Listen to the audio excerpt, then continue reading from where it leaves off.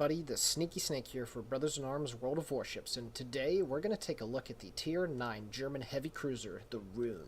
Von der Weser bis zur Elbe, von dem Hahn bis an das Meer, stehen Niedersachsens Söhne, eine feste Burg und Wehr. Es geht unsere Eichen halten, allezeit wir stand. Wenn Stürme brausen übers deutsche Vaterland, wir sind die Niedersachsen Truppen. The Roon here in World of Warships is a very good upgrade over the already pretty good Admiral Hipper at Tier 8, and it offers the player much more flexibility, and the skill cap is certainly higher in this ship. I'm going to take a look at the statistics, the captain skills, equipment, and consumables that I have and use, and then we're going to give you one healthy dose of gameplay. Let's begin. So what exactly do we have here with the Roon at Tier 9? Well, it fits the same billet as the Admiral Hipper before it in its long-range, medium-range support sniping capabilities, its very good armor-piercing capabilities, and decent AA. However, with the Roon here, it's significantly upgraded. You have, among other things, a faster rate of fire, much more hit points, and access to better equipment that just makes this thing's staying power so much more, and as I mentioned earlier, really increases the skill cap and the kind of damage, the kind of experience, just overall the kind of games that you can have with the heavy cruisers up here at the very high tiers. And the Hindenburg after this takes it even one step further. So please grind with the Roon. It's a ship that you guys are gonna love. It's a ship that you don't see very often, and people do not take it very seriously. I'm going to take a look at the statistics of the ship as of patch 0.5.7, which just released, and tell you why. Survivability. The ship, when fully upgraded, has a whopping 49,500 hit points, up to 100 millimeters of armor, and torpedoes that hit the bulkhead have a reduction in damage by 13%. The hit points in and of itself is a pro for the Roon, as it allows it to get into straight-up 1v1 fights versus almost every other cruiser in the game, and have the hit point advantage. The armor on the ship it's good enough. German cruisers, so far up the line, are not known for their armor. The Roon's armor is good enough against Tier 9 cruisers, but if they close the distance and sling AP at you at pretty much any angle, you're going to be hurting.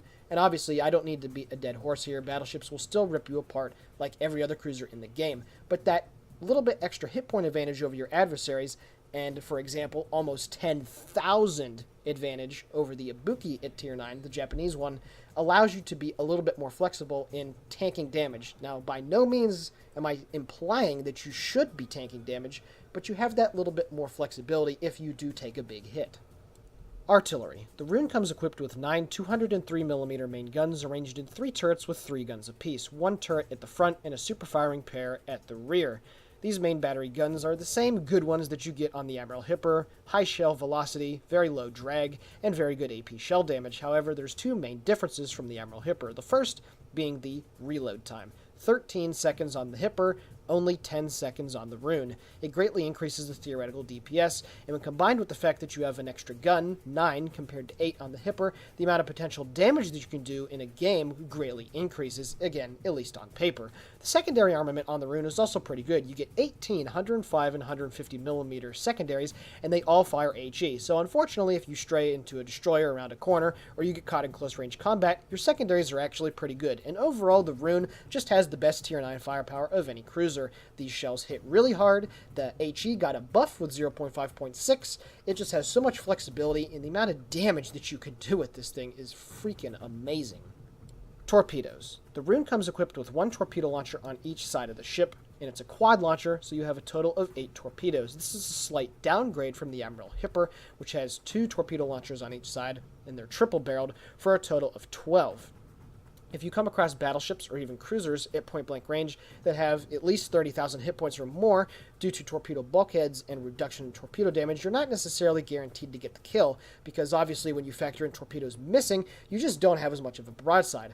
Now obviously you don't want to be using torpedoes too awfully much in the Roon. This thing's firepower is in the guns and the guns only, but if you do come across at point-blank range, you actually have a little bit less of a chance of utilizing your torpedoes to help you out. So keep that in mind. These are still the same torpedoes that you get on earlier versions of German cruisers: 6 kilometers, 64 knots, 13,700 damage. AA defense. The Roon comes equipped with a collection of 20, 37, and 105mm anti-aircraft guns. The AA on the Roon is the first of the German cruisers to actually be pretty satisfactory, to the point where even if you don't upgrade its AA capabilities, it can still hold its own as long as it doesn't come under a ridiculous air attack. The Hipper before it is much like mid-tier Japanese battleships. It has just enough AA to be okay, but if you get swarmed by even 2 squadrons, you're going to get wrecked. With the Roon, that's not necessarily the case. If you do go with an AA build, you can get its rating around 90, which is fantastic for cruisers. However, due to the fact that you don't find too many carrier games these days, I do not suggest doing so. The 20mm have really good DPMs, but they have a very short range, and your 37mm are certainly the bread and butter, but overall the AA is still pretty good, and you can leave it where it is. For mine, it's a rating of 72, and it will get you by. Maneuverability. The Roon's top speed is 32.5 knots, a turning circle of 780 meters, and a rudder shift time with the equipment piece added of 9.1 seconds. 32.5 knots is right about par, at least in comparison to American cruisers. However, Japanese and Russian cruisers will be faster than it. The 780-meter turning circle is pretty slow. It feels very battleship-like, so whenever the enemy destroyers are in the area, you really have to think about when to turn and not get caught in a broadside. I definitely do not suggest, again, to get into too close of quarters combat. That turning circle, combined with the very poor rudder shift time, will hurt you very much so. That rudder shift time of 9.1 seconds, as mentioned before, is with the equipment added. If it's not, it's almost in around 11 seconds. That's pretty bad. Anything that you can do to increase the maneuverability is a must with these high-tier German cruisers. Concealment. The concealment on the Roon, granted, I have the equipment and the captain's skill for concealment as well, is 11.1 kilometers and 7.9 by the air. When you're upgrading cruisers, the meta here at high tier, it still hasn't changed. You got to go for concealment, and 11.1 kilometers is pretty okay. You're not going to be able to outspot American or Japanese cruisers, but you certainly will against a Donskoy and a Moskva. That detection range, though, is still pretty good. Let's be honest, 11.1 kilometers is not bad at all, so it does allow you a certain degree of flexibility, but do not count on your concealment against really good cruiser players. Again, especially Japanese ones, they will be able to control the range and the engagement.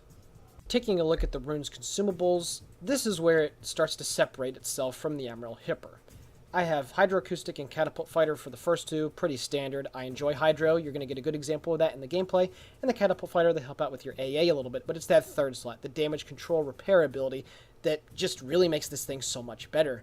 You have 49,500 hit points, almost 6,000 more than the Hipper, which I already mentioned. But the fact that you can now get 3, 4, even 5 repair kits means that your theoretical health can go up anywhere to and including around 70,000 if you don't take too many big hits, if you get some fire damage and you're able to repair that health back. And it basically gives you the hit points of a mid-tier battleship. That's almost 50% more hit points. Actually, that's over 50% more hit points that you could theoretically have over the Admiral Hipper, and it just allows you to absorb so much more damage and allows you to stay in the game longer, and that's really why, at least statistically, the Roon is just so much a better ship. Taking a look now at the equipment, and this is the second part of the Roon that just really makes it so much better than the Admiral Hipper. With 0.5.7, a lot of these equipments were changed. Some were merged, some were taken away, some were placed differently, and it gives the players much more flexibility. So basically, if you want to go with an AA build on this ship, that's fine, but you really should go with the gun build, and I'm going to explain you why right here. The first one, the first slot, combines the main battery and the torpedo. It's main armaments modification 1. It reduces the repair time, it increases their survivability, among other things, and it makes your main armaments, the guns, is which I'm really referring to here, much more effective. The second one is aiming modification number 1. It reduces your dispersion of your shells, it increases the rate at which your torpedo tubes traverse, and it increases your secondary's effectiveness. Again, it's that main battery dispersion. You see where I'm getting at with this? And for the third slot, it's the same one that's always been in there. Reduces your reload time while it increases your turret rotation. It'll get that reload down from an already great 10 seconds to 8.8. 8.8 seconds compared to 13 with the Hipper, and you see here how the difference in theoretical DPS just flies off the charts. The Roon is going to be able to put out so much more hurt. As for the rest of the equipment, it's pretty standard. Propulsion, get that rudder shift going faster, and concealment, all things that benefit high-tier cruisers. Taking a look now at the captain skills. For the first one, obviously situational awareness is a must. For the second one, expert marksman, makes your turrets rotate faster. You get that negative impact on the rotation speed with the rate of fire equipment piece. However, expert marksman will negate it, so pretty much you get the pro of firing even faster without any of the cons of the slower rotation.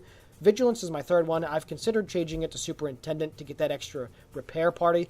I'm pretty good at dodging torpedo attack, at least I feel, but having Vigilance on a ship that turns this slow is certainly a good thing, and I still do highly suggest it. For the fourth one, Advanced Firing Training, it's good on everything. You might as well use it. And for the fifth one, Concealment, because again, the meta at high tiers is all about concealment. So right there is a breakdown of the Roon. This thing, quite frankly, is the best gunboat in the game, cruiser-wise, at tier 9. The guns are fantastic. They eat people up for breakfast. And you're going to see here in this replay that I'm about to show you with some commentary just how you can be really effective. But it's not only going to show that, it's also going to show hydroacoustic. It's going to show the decent AA build that I have still being able to do fine. It's going to show you a very complete package on just how to be a Roon captain and how this ship, which you don't really see and a lot of people don't still fully respect, can just absolutely devastate its foes on the high seas. So without further ado, let's take a look. Alright everybody, now we're going to take a look at a game that I had in my Roon on the map Hotspot. I'm platooned up with my division mate Puddin597, and he is in his Roon as well. So we're playing a game of standard battle here, and we start out on the western side of the map. Roon division. Very, very difficult division to deal with if they know what they're doing. So it's a tier 9 game here. There's tier 8 carriers on each side. There's a couple tier 9 battleships on each side, some tier 9 cruisers. It's going to be, at least hopefully, a pretty good game. Now, the reason why I wanted to show you this replay is because it not only shows the awesome power of the Roon's main armament, but it also gives you a good idea, as I mentioned earlier, of torpedo usage, of how good its AA is, of how to use hydroacoustic correctly. And I really feel it's important that, not every replay should just be about the guns and the guns only, and especially so when you're doing a review, you kind of want to give, everybody a good idea of overall how the ship performs, and I hope this replay certainly does. So we're going to the normal contention point here on Hotspot, the 1 and 2 line. This is where a lot of the battleship brawling takes place, but certainly a good proportion of cruisers also go over here as well. So over here we have a Shores, an Iowa, the Amagi, we got a Fubuki moving into position, and the Shikaku is launching his planes as he's turning back to starboard to get out of the area. So right now I'm doing what I like to do on this map, getting myself positioned correctly, moving up to around the D2, E2 line, and then turning away. A tactic to use in the Roon, much like you would in, say, the Gnevny at Tier 5, due to its the turret rotation certainly isn't the best for cruisers, but it's okay. You still have to position yourself correctly, because you see here, looking at the way that my guns are pointed, you have to open up quite a bit of broadside to get your rear turrets into bear on the enemy ships. And obviously that's what you want to do. You want to maximize your firepower. This ship is very bad at attacking bow in because of the only one gun at the front. So you need to find and put yourself in situations where you're able to bring all your firepower to bear. And I'm going to do a perfect example of that right here. I'm going to use my pretty decent concealment rating to move up into position and surprise the enemy cruisers, which are starting to get detected as they come around the corner. There's a York, and a Tago, and an Iowa that have been spotted, and I'm loading the AP. There's also an Ibuki as well. So what I'm going to do, as the Fubuki launches torpedoes next to me, is now I'm going to start to turn, and I'm going to continue waiting, I'm going to continue holding my fire, and I'm going to get myself into a position where I'm already turning away right there as I shoot my first salvo down at that Ibuki. Shots are out. There we go. One Citadel, 4 hits, 7,000 damage, and I'm already at the point where I'm completely turned away, and this is exactly what you want to be doing in the Roon, presenting yourself with your ass end facing towards the enemy and getting those rear turrets firing along with the front. Shoot the third salvo at the Otago, get about 5,000 damage done, knock out a turret. That Ibuki presents himself from more of a broadside. Enemy planes are coming in. Those shells against the Ibuki. Are we going to get rewarded? No. One hit. Now, take a look at this damage against a decently armored Iowa. Tier 9 battleship, same exact tier, presenting the broadside. Oh, almost 9,000 damage done. And what does he do? Off of 8 hits, he continues to turn more broadside. My buddy Puddin gets a nice 8,000 hit. I get a 10,000 hit with a Citadel. And all of a sudden, that Iowa has lost almost 30,000 hit points. Using his damage control, about 3,400 done there. And I'm already up to 37,000 damage. And I've only fired 5 or 6 salvos. 2 Citadels, 32 shells hit. More AP shot. And now I'm turning the ass end in. And this is something right here, again, you don't necessarily have to utilize your forward turret if the situation doesn't call for it. I take a slight hit there, and I switch to HE. As I mentioned earlier, in 0.5.6, German HE was buffed, at least at the high tiers, 2% better chance of fire, and 200 more average damage, or excuse me, maximum damage that you can do. So, right now I'm trying to set the Iowa on fire, and I understand German cruiser HE is certainly the worst of any nation, but when you don't have a target that's presenting a broadside to you, you might as well shoot HE at it, right? I mean, let's be honest with ourselves here. A lot of people get into this mindset that German cruisers should only be shooting AP, and I don't know why people think that. The HE buff has helped it out a little bit, and you can do some pretty decent fire damage. As a matter of fact, a replay that I have on my channel, the highest damaging game in the North American server, which the link to is right above you in the video and in the description below, quite a bit of damage was done with HE and fire, so it still is useful. Now right here I'm shooting some AP rounds at that Nagato, who's pretty well angled, and even though he's only a tier 7 battleship, that armor is still going to be able to withstand these 8-inch shells. So I realize that as I'm not really doing any damage to him at all, after this next coming salvo, I'm going to switch to HE. More shells hit, 3 hits for about 2,000 damage, and, you know, that's not very good. So instead of continuing to shoot AP at him, why not switch to HE, try to start some fires. Another hit, 0 damage done. Shells are on the way at the Nagato, sitting at 44,000 damage done. Get some hits, almost 3,000. And right there, that was more damage on that salvo than I'd ever done against him with AP, and there's the Shokaku. Wow, that guy made a mistake. Can we make him pay? Got the AP loaded, shots out. Are we going to get some hits? Shells look pretty good. He disappears. Did I aim correctly? Only 2 hits. Okay, no, I did not. So right there in that first engagement, lasted about 3 minutes, almost 50,000 damage done, 62 shell hits to citadels, and I lost roughly 1,000 points of health. You see there with that reload at 8.8 seconds when you're in the middle of combat and you're not really focusing on the reload time, it just feels so much faster. I mean, compared to an Admiral Hipper, I certainly would have been able to do that much damage, assuming that RNG gave me the same kind of luck that it did right there in that engagement. And doing almost 50,000 damage in about 3 minutes against those enemy ships is completely fine. My AA managed to snag 1 plane that was just flying by. However, we've already lost 3 ships, so we got our work cut out for us here.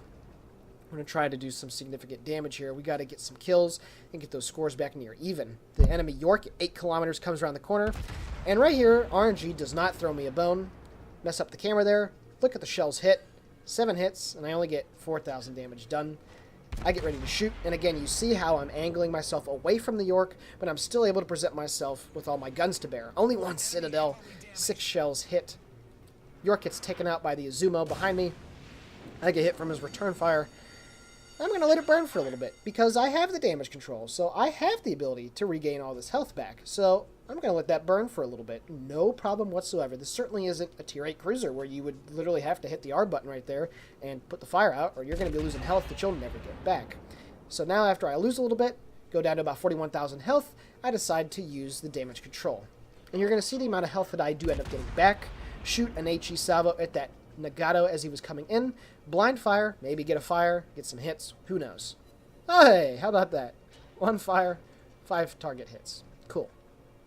So we're up at 61,000 damage done. And honestly, about 4 minutes of actual combat, that's pretty good. And you see the health that we got back too. We're about 41,000 health with the damage control. We're able to get back about 6,000 of our hit points. So that's 6,000 hit points that I would not have right now if I was in a Hipper.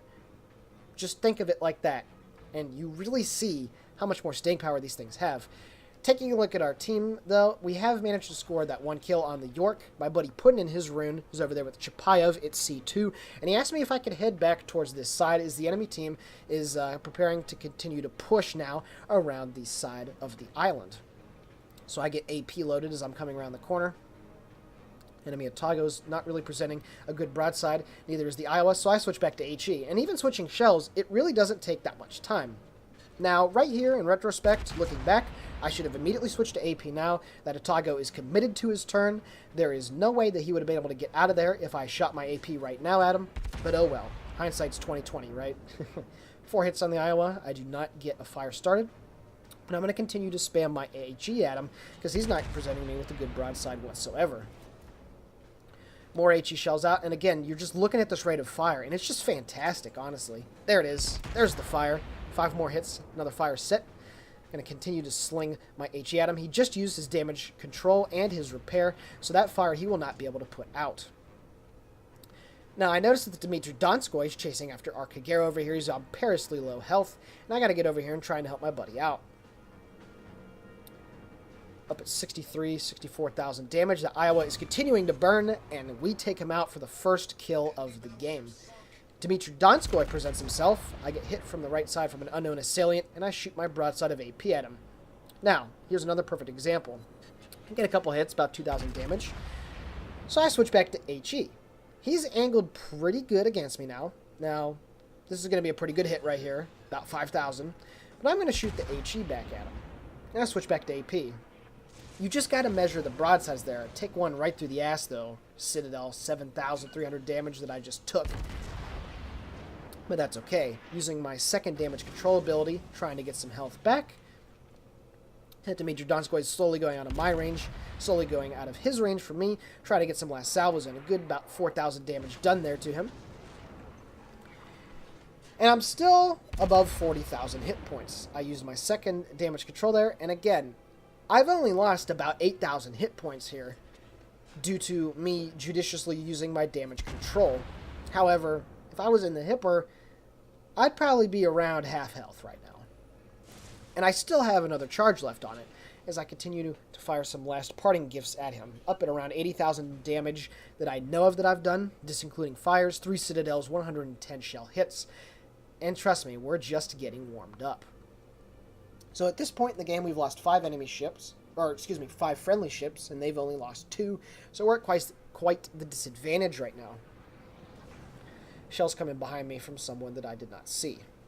So the Shokake was now in trouble. There's a Hachiharu. My buddy Puddin in his rune notified me of it. So I'm heading over here to try and help him out. And I see that the Izumo, on virtually full health, is now trying to push down the middle part of the map. Now he's angled against me pretty well, so I keep my HE loaded. He comes into my range at the very fringes, and I start peppering him with some HE fire. And you see here, by the time the shells reach the target, even before, I already have my second salvo in the air. It's very similar to those mid-tier American cruisers, doesn't it? This reload is just fantastic. 2,500 damage done? Not bad at all. You can't complain, especially with the German cruisers. Shells coming in from the Izumo and from some other ship, probably the Dmitry Donskoy, turning into dodge. And everything misses. Awesome. Now, while that Izumo has to reload, I'm going to be able to get 3 salvos off before he would be able to fire back at me. And that's the difference. With the Admiral Hipper, it'd only be able to be 2. With the Rune, it's 3. And that is really good. That is really good. Enemy Hachiharu presents himself. However, our carrier makes a bold play, sends all of his aircraft at him. And he's going to be able to take him out as I shoot just in case. Boom. Hachiharu is taken care of. Sitting at 90,000 damage. And it's at this point that I see that those enemy ships over there at the corner are looking like they're going to try and push around again for the 3rd time. So now I'm changing my engagement angle, and I'm trying to get into a position where I can put some shots on that Izumo. It is clear that he is not stopping for anything. My buddy Puddin is also peppering him with some fire, and the Amagi to my port side is getting ready to shoot at him as well. Got the HE loaded because he's angled in against me, and I continue my assault on the Izumo. Now, I'm being consciously aware of that Dmitry Donskoy. I try not to straddle too close to him, so although he doesn't have as big of guns in caliber, 180mm, they do shoot slightly faster than mine. I set the Izumo on fire. As my next HE batch hits, 1,650 damage. And right here, could I be shooting at the Donskoy? Yes, but he's almost at the maximum of my range.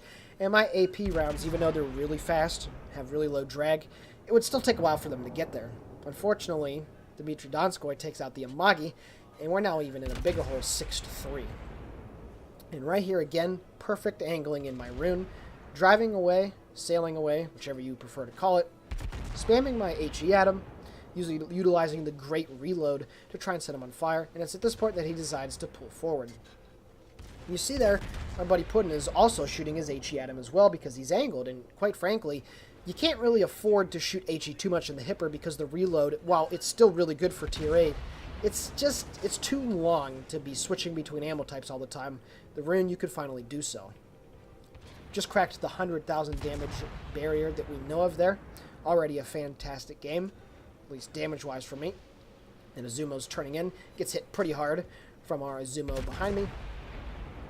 You see the amount of HE fire that's coming in. You get 2 runes shooting at you while you're in a battleship getting focus fired. Your hit points just evaporate. Now, obviously, the Azumo had a good hit into him there, but you saw how the fire damage just really took his health away. Dmitry Donskoy now, the fringes of my rain, he's been a thorn in my side, and it's at this point I see that the enemy Otago is 15 kilometers away on my starboard side, so now I'm caught, at least potentially, in a crossfire between these 2 cruisers. Switch back to AP as I set the Donskoy on fire. Shoots AP at me. Now I'm trying to be aware of not presenting a broadside to either one, but it's kind of impossible at this point. Now here's a good idea right here of the turret rotation. My AA guns start opening up on enemy fighters that are inbound. You see the rotation, it's not too bad. It's kind of like an Ognavoy. It's doable, and it's not terrible. Especially if you have Expert Marksman. Take about 6,000 damage from that enemy Nagato, and it's at this point that I use my last repair ability. See the AA going at those tier 8 fighters. I've already shot 3 down. Again, this is a rating of 72. Hardly anything done to upgrade the AA except for advanced fire training. Continue taking hits now from the Dmitry Donskoy. I'm going to continue shooting my HE at that Nagato because he's presenting me with, not the best angle. Could I be shooting AP right now? Yeah, I probably could, but I'm trying to get a fire started on him. That was my mindset at this point. 6 more hits, about 2,000 damage. He's using his damage control. See more shells coming in. Up at 7 planes shot down now, too, as my AA continues to work over the bombers and torpedo planes that are all around me. And it's at this point that Dmitry Donskoy makes his mistake. He gets too close to me. I have HE in the barrels. I shoot the barrels out, and he starts turning. So now I can switch ammo. And because the Roon has this amazing rate of fire, by the time he is completely broadside to me, look at this. Got the the AP loaded. Yeah. German AP. We all love it. There it is. About 16,000 damage done. High caliber. Second ship sunk in the game for me. 193 hits, 5 citadels. My AA is still going to work on those enemy planes, and I'm up now to 11 planes shot down, which is, for a rating of 72, that's not bad at all. I get it, it's a lower tier carrier, but that's not bad at all. And here is a perfect example of the hydroacoustic. The enemy Kagero gets spotted, so I used my hydro about 15 seconds ago. I noticed that our cap was getting taken over. There was a Fletcher also in the game that, as you could see, that was on the minimap last spotted at around D5. So at this point, I'm using my hydro to push into the cap because we got to get these guys off of it. And if any torpedoes get launched at me, I'm going to be able to pick them up pretty much as soon as they come out of the tubes. So I'm trying to make my way back around the island to get into position to attack the destroyers that are in the cap. And right there, the Fletcher appears. My hydro picks him up at 6.3 kilometers, full broadside out. He's dead. Kagero launches those torpedoes. They have no chance of hitting me. I already start turning in. My secondaries are opening up on him. I do get a fire right here. Yes. Kagero taken care of with the secondaries. All right. Dodging his torpedoes. And I still got the Fletchers to deal with right here as well. I see that the enemy Otago. So that's now 4 ships taken care of. 130,000 damage that we know of. The rudder shift module coming in handy right here. I noticed it a little late, wasn't paying too much attention, and I'm still able to get out of the way and dodge that torpedo. And it's at this point, after I shoot the last HE salvo, I switch to AP. Now, I shoot the torpedoes on the right side, assuming that he's going to turn back to his left, except he does not. He's trying to get in position for a torpedo attack. I shoot my AP at him, go through the bow, only do 2,000 damage. That was a bad hit. That German AP pen being the lowest, not coming in handy. What about the second one? He opens up way too much of a broadside. Boom! 3 citadels. Kraken unleashed. Devastating strike. Otago taken care of. And all of that goes to waste because right here. Right as my Azumo buddy kills the Ibuki, we're bringing the scores back. It's now 3-3. I did the terrible thing the German players should not do. Launching your torpedoes at maximum range. I should have kept going, tried to get in closer, and launch them at a much shorter distance, and I failed to do so. Now you're going to see here the bow armor. I'm completely bow into a tier 7 battleship, and I get a shell that goes right through the nose of me, does 6,000 damage. I don't have any more repair. I'm at 600 health. Trying to swing my guns into position to take him out. It's not going to happen. His secondaries are going to eat me alive, and I get taken care of. Oh, man, I screwed up so bad with those torpedoes. Lesson learned. Do not launch your torpedoes at maximum range. Taking a look at the post... Sorry, everyone. I forgot to take screenshots of the post-battle results. However, I do remember vividly from the game. 188,000 damage done, 5 ships destroyed, Kraken, high caliber, Confederate, devastating strike, a plethora of medals. It was a hard carry, and what ultimately ended up being a loss. About 150,000 damage was done with AP, and the rest, about 38,000, was done with HE and fire. So you can see that it's still useful if you know when to use it against targets of opportunity. You saw in that replay good AP and HE usage. You saw the hydroacoustic. You saw the AA. You saw not how to use torpedoes. Please do not do what I did there. Get in close. But just the replay in general, it's just overall just a great game in the Roon. Even in the defeat, it just showed everything that is good for, everything that is not good for. And I really hope you guys enjoyed. If you liked the video, please consider giving it comments, a like, even our channel a subscription. We're almost at 50 subscribers, and I'm really appreciative of all the support that we've been getting, and we're looking forward to continue making our wonderful World of Warships content. I hope you guys enjoyed the Roon review, and have a nice day. Sneaky Snake is out.